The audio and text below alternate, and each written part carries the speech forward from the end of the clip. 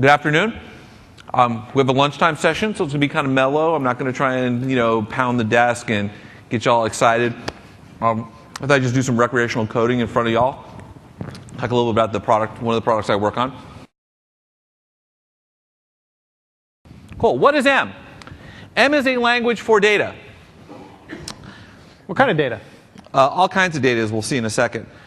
M is used. I mean, the reason we did M was to, if you went to the panel I just was on with Butler Lamson, Burton Smith, Herb Sutter, and Jeff Snover, it was a pretty interesting discussion, and we talked. When Eric tried to start a fight to talk about what's modeling and DSLs and all this stuff, and it was really kind of the thing that popped out of the group was, we're trying to basically make it so that we can raise the level of discourse that programmers have.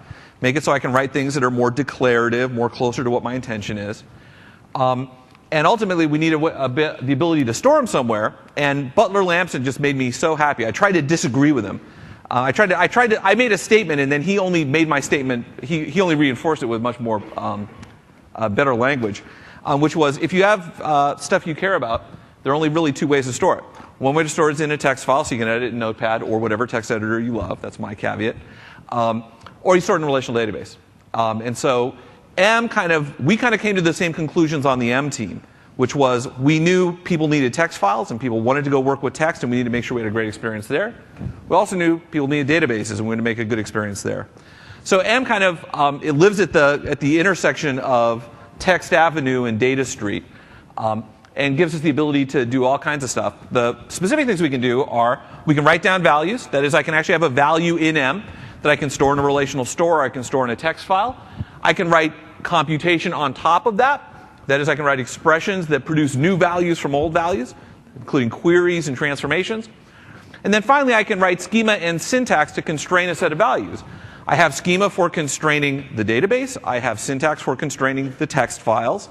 And as it turns out, once I bring the stuff into memory, I have schema over that stuff too. This is new since last PDC. Well, actually, the bits are new since last PDC, but this is a new thing we've added since last PDC. We are working to make M hitch up, get married to EDM. Right, we have this thing called EDM, which we use in the entity framework to build our ORM, and we also use it in OData and use ADO.NET Data Services and all that stuff as the schema format.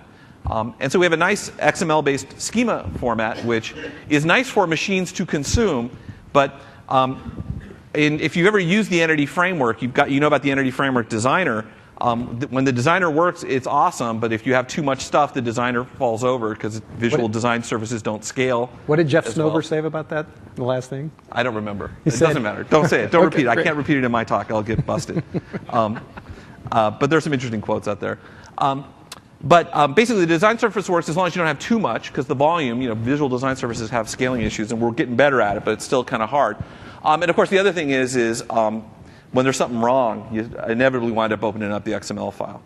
So we've done work. We just got started on this work a few months ago, so it's not as baked as some of the other stuff. But I can actually use M as an alternative way to write an EDM model.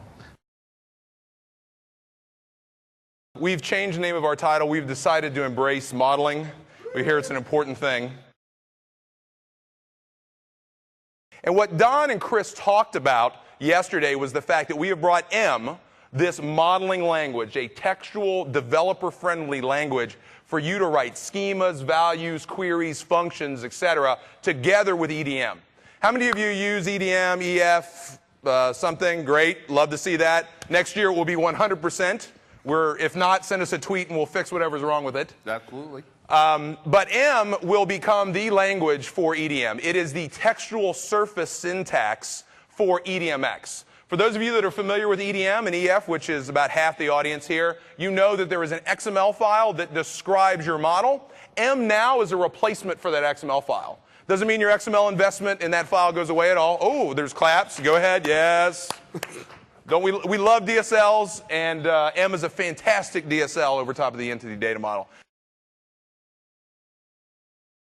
Quadrant, that is a developer tool for SQL Server. We're going to spend most of our time looking at M, looking at Quadrant, and we'll spend a bunch of time talking about how Quadrant really makes it easier for a developer to love and embrace and hug the database and want to love it.